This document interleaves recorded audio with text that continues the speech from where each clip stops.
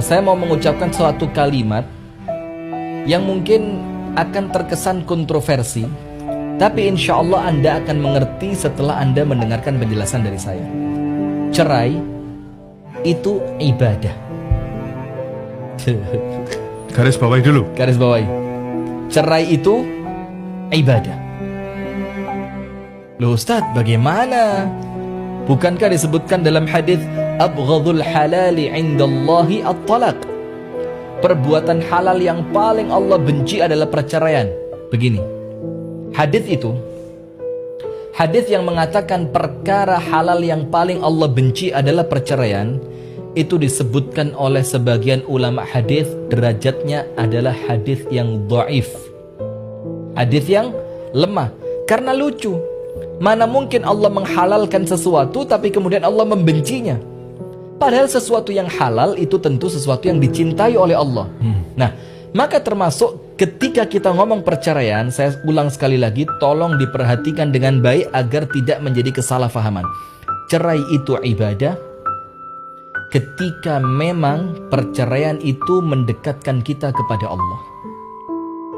Caranya dijalankan sesuai apa yang diajarkan oleh Allah.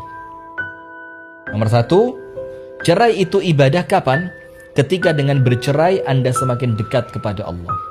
Yang kedua, ketika perceraian itu dijalankan sesuai aturan Allah. Sekarang saya mau tanya, mana mungkin Allah mensyariatkan sesuatu, kemudian ketika syariat itu kita lakukan tidak bernilai ibadah? Kan gak mungkin.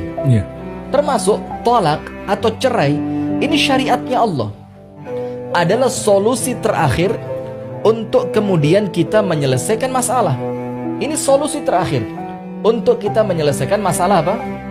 Rumah tangga kita. Apa yang terjadi pemirsa yang dirahmati oleh Allah? Allah yang mengatur melalui Rasulullah SAW.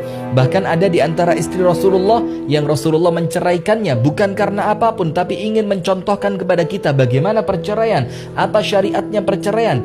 Maka ketika perceraian itu dalam rangka taat kepada Allah, loh Ustaz, kok cerai dalam rangka taat kepada Allah? Lihat sekarang, ada nggak rumah tangga yang ketika dipertahankan malah semakin menjauhkan dia dari Allah?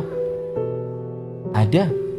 Ketika suaminya bukan suami yang baik, ketika suaminya bukan suami yang taat kepada Allah, ketika suaminya yang menjadikan rumah tangga itu semakin jauh dari Allah, suaminya sering mabuk-mabukan, perceraian itu ibadah. Karena ini merupakan solusi yang Allah berikan untuk rumah tangga yang memang betul-betul mentok tidak bisa lagi dipertahankan.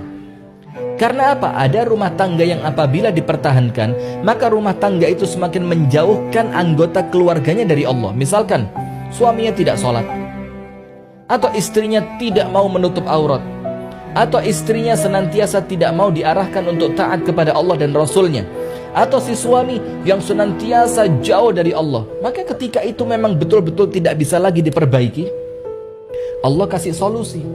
Apa solusinya? Perceraian.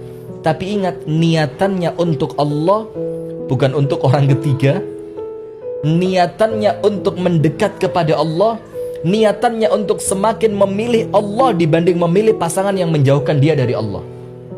Dan yang kedua, caranya harus dilakukan sesuai dengan syariatnya Allah Subhanahu wa ta'ala. Karena kalau cerai itu bukan ibadah, maka Allah tidak akan mensyariatkannya.